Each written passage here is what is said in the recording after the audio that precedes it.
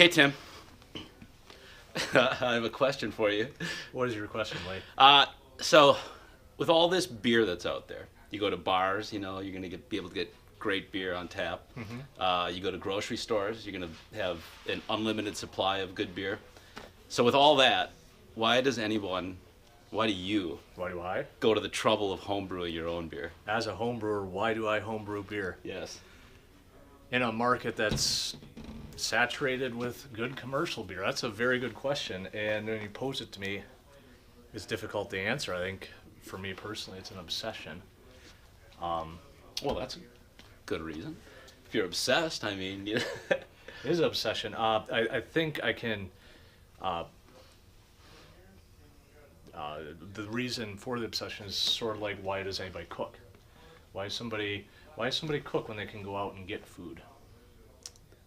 Probably because they enjoy the act of cooking, and they are a creative sort who enjoys making their own food. I'm not really sure.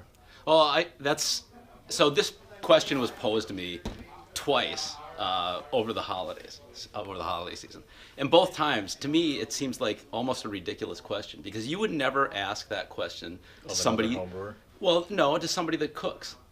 Yeah. Would you ever say like, well, why do you cook your own food? There's 100 restaurants in town, Whereas with beer, there seems to be some kind of thing where people think that if there's beer available, you shouldn't need to brew it. Is it because maybe there's a stigma about homebrewing to begin with? I oftentimes I get introduced to friends of friends as, here's Tim, he brews his own beer, which I hate that statement. He brews his own beer. I brew for others more so than myself. But is that it? The stigma behind homebrewing? I don't know. I mean, I guess if someone's hung up on quality and they think that all the commercial beer is of high quality as opposed to homebrew, I can give you some pretty good examples where that's not the case. Right. I mean, of course, there's bad homebrew and there's bad commercial beer. That it's just part of the deal. But I don't really agree with the idea that commercial beer is somehow superior to homebrew. I agree and disagree. I think in order to strive for perfection, you have to have an example or a notion of perfection. So I'm not saying that all available commercial craft beer is perfect. What I am saying is that we got to set the bar somewhere, so it's easy to take a high water mark and find a craft brewery that exemplifies good beer. And as such, there are other breweries that may ride on the coattails of that brewery's success. Yeah. Well, and so what's happened with craft beer? I mean, you've got just so much out there now, so much selection. That part of what happened there, I think, really influenced my home brewing. I think I've changed as a home brewer, kind of I don't know if it's in response or if it's just coincidence. You go out now and so much beer is like all these kind of wild ingredients. Mm-hmm.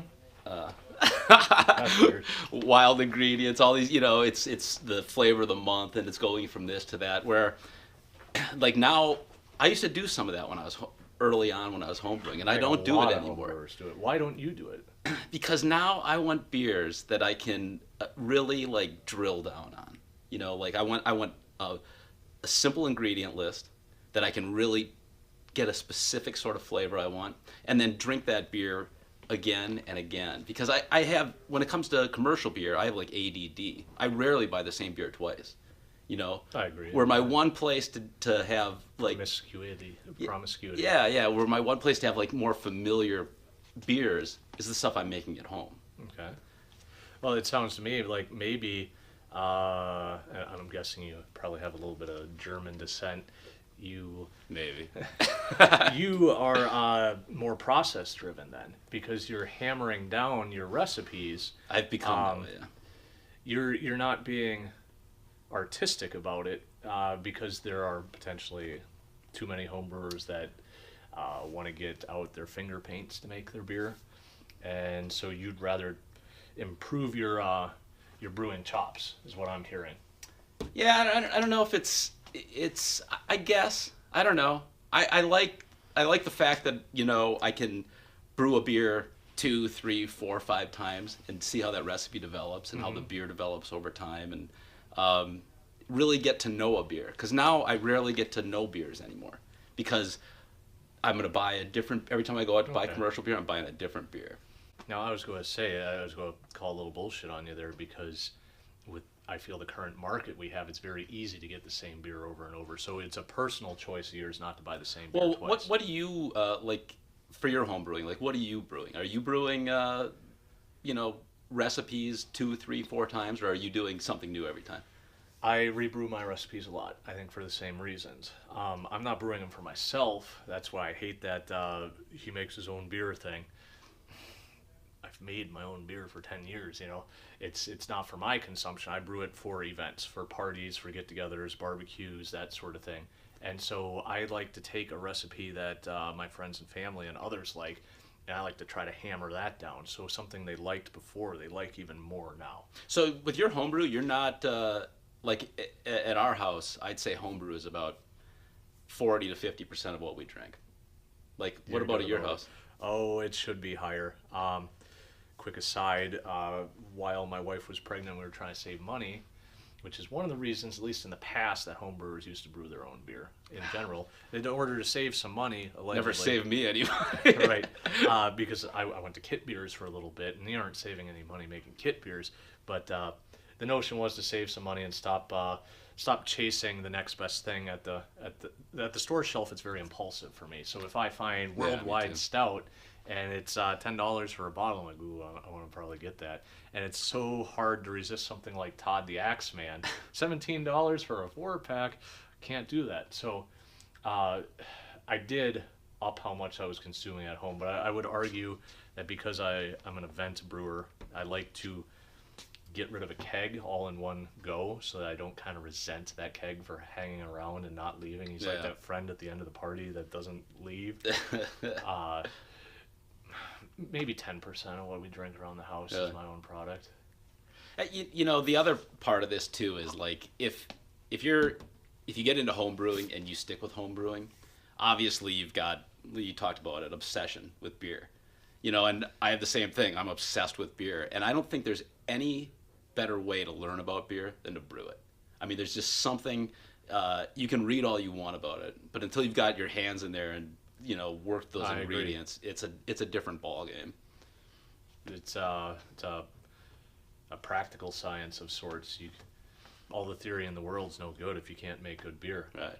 But my mantra, I'd love to get DIPA for life tattooed across my chest, which is part of the reason I suggested. Okay, so let's talk today. about this.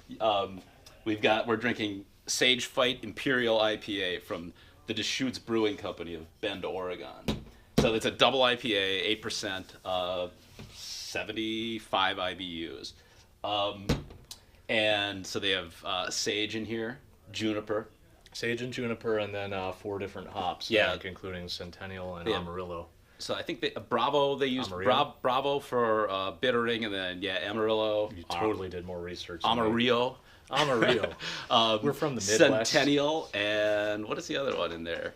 I thought you got them all there. Oh, Millennium,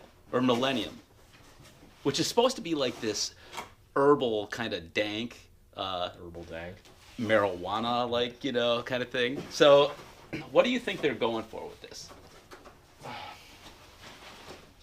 Can I just tell you why I like it first? Okay. Sure. Well,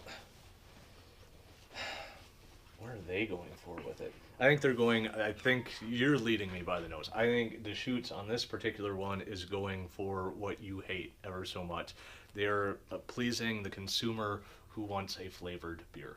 I think that is what they're really after, because Something new, something they haven't had before. Right. Now, that said, the reason why I think this one works, and I'm going away from price point and all that, why it works as a good beer is I recently got into gin. And the reason I got into gin was because I was dabbling around in some IPAs that included juniper or spruce tips, things that enhance hops that you can't get from hops, which is horrible because I love hops. But there's certain tantalizing aspects from the juniper berry that come out very nicely in here. And the fact that they put sage in is kind of that oddball ingredient, in my opinion, but it works. It's not hugely detectable, but it's in there. See, I was thinking, so when I saw the ingredient, that they were doing sage, the juniper, that's kind of obviously kind of a nod to gin, I would think, Right. But then I saw the sage and then Millennium hops. So it made me think, they're trying to go for like a dank kind of marijuana quality here. Do you think that's what they were going for? Yeah, and I don't think Okay. they hit it. Well, I was going to say, Because I don't get that if you at ever all, smelled but sage, it smells I like thought you were gonna ask me marijuana. if I ever smelled marijuana. Well, I never smelled marijuana, Mom and Dad. you're a liar. I know. But so this is obviously a beer that they're definitely going for the consumer who wants something different that they haven't had before. They got me on that one. Is it different enough? I would argue yes, but at the same time, I got to counter that argument and say, leading on the tail end of 2016, making my top 5, the nod tip of the hat to your other show there, this thing, I probably bought more of this beer than any other beer. Oh, There really? are multiple factors, including the price point on it, but it's a very solid double IPA, and there's a DIPA by, oh, you put the camera in front of me, Pipe Wrench by, it's not gigantic. Oh, I'm a horrible beer fanatic. Pipe Wrench is a double IPA aged in gin barrels. Oh, And that is like, for me, that is a 5.0 on Untapped, right? That is an amazing beer. So this, to me, is kind of a tip of the hat towards that. It's not a 5.0. It's a good beer. It's a very good beer. It drinks nice, and it leaves a taste on the tongue. It Yeah. tantalizes. It's not just hops. It doesn't leave your tongue dry, but it's that juniper and that sage in there. but I wonder, like, I was kind of surprised by the lack of hop aroma. I don't get a lot of hop aroma out of this.